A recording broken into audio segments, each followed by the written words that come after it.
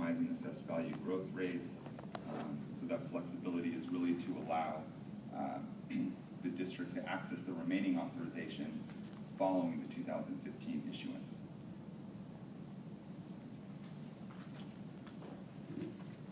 And for this next slide, it highlights the issuance schedule, which plays out the planned issuance schedule for each measure for the remaining term until all the authorization has been used. This issuance schedule is based on consistent assumptions which have been used by the district since the start of both of these respective measures, which is a $48 max tax rate and a 4% AV growth with maximum maturity up to 40 years. To the extent that assessed values grow higher than 4%, it adds to the flexibility for subsequent issuance of bonds to either access more of the remaining authorization sooner and or less bond sales, which would lower the overall costs.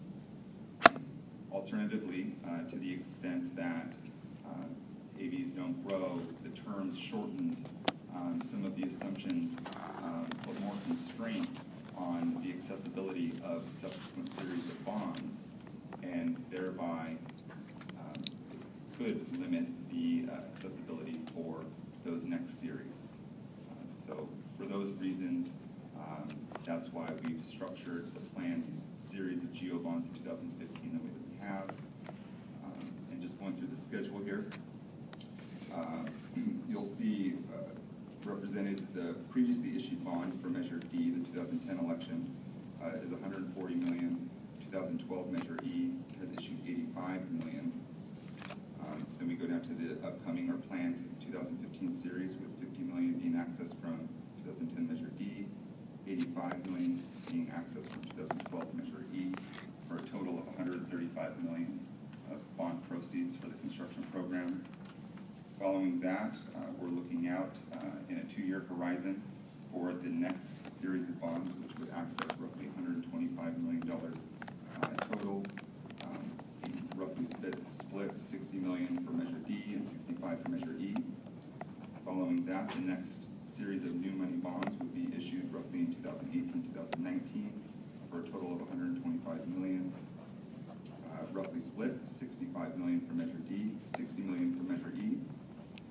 Following that, another 2 years, we would be looking to access roughly $101 million of remaining authorization, which equates to $44.7 million for Measure D and $56 million for Measure E. And what that leaves is roughly $28.3 million of remaining authorization to be accessed sometime in the future. Based on the assumptions that I've shared, $48 tax rate, 4% AV growth, there is a constraint that we foresee in accessing all of the remaining authorization for both of these respective measures. Right. You're in a low interest rate environment currently right now, and the Fed is not likely to make any interim moves on that. But what happens in an escalated interest rate environment when rates move up?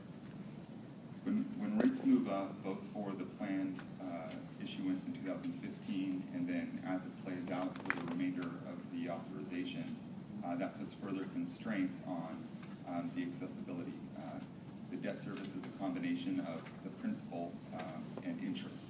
And the more interest there is, the less principal you can access, is the way that that works. So you would prefer an escalated schedule in terms of these offerings as opposed to waiting, not knowing what the you should know.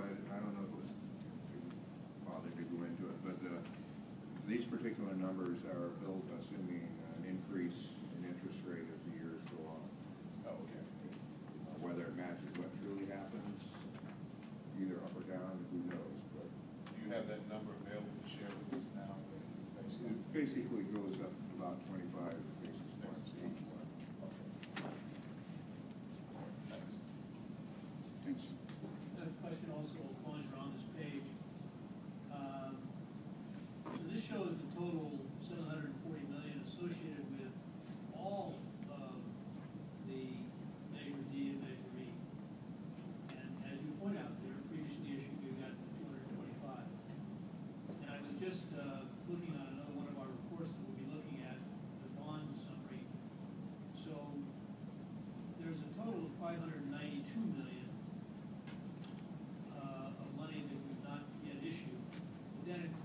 76.6 from Measure J, is that permanently just not available to us, or what's the best deal? It's not permanently not available.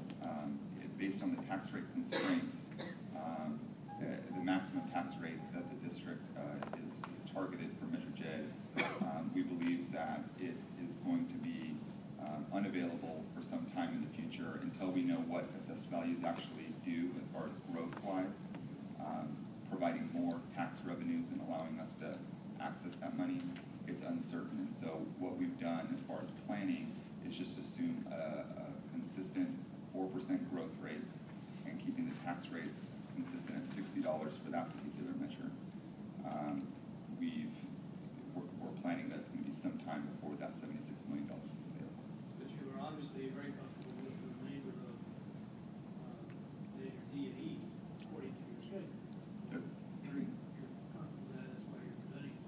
I just think it's worth pointing out to everybody, again, that the utility of our various reports and tying back and forth, according to, as of September 30th, we've issued $968 million of our $1.63 billion. And that leaves $592 yet to be issued. And that includes this 76.6 J. So, of the 740 that we show on this total, and we're saying 550 is yet to be issued. Correct. It's just, again, something that's kind of straight. Initially, a little confused with the 740, but I will clarify that. Does the parcel tax have any bearing on this?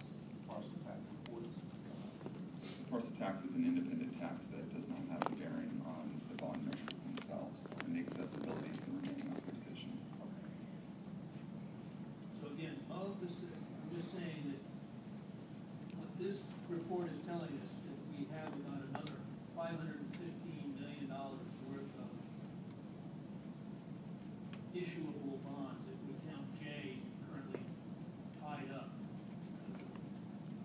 Tax rate constraints, whichever the right way to say it.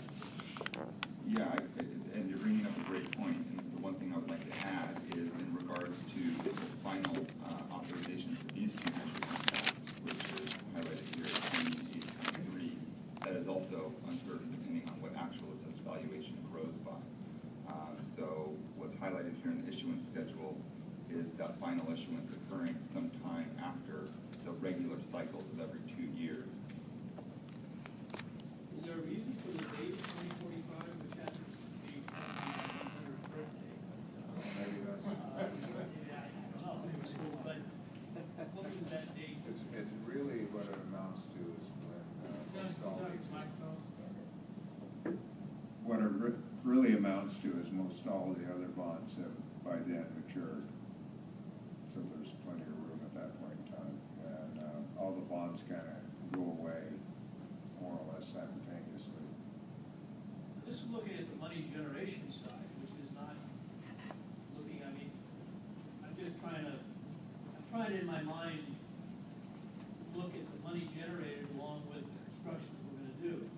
This is not to say that we're gonna, march in time, waiting for any final construction until 2045 necessarily. No, you're just looking at the money generation side.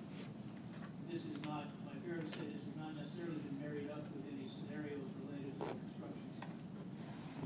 Yes or no? No, what this schedule highlights is what we feel comfortable presenting to you all as a realistic schedule in order to access the remaining authorization for both of these respective measures. What it should be seen as is somewhat as a guide of how the construction program can move forward based on the accessibility of money. But the district, in terms of running out of money, have you married up the gist of this effort here to generate on this side with that? I think it's fair to say that the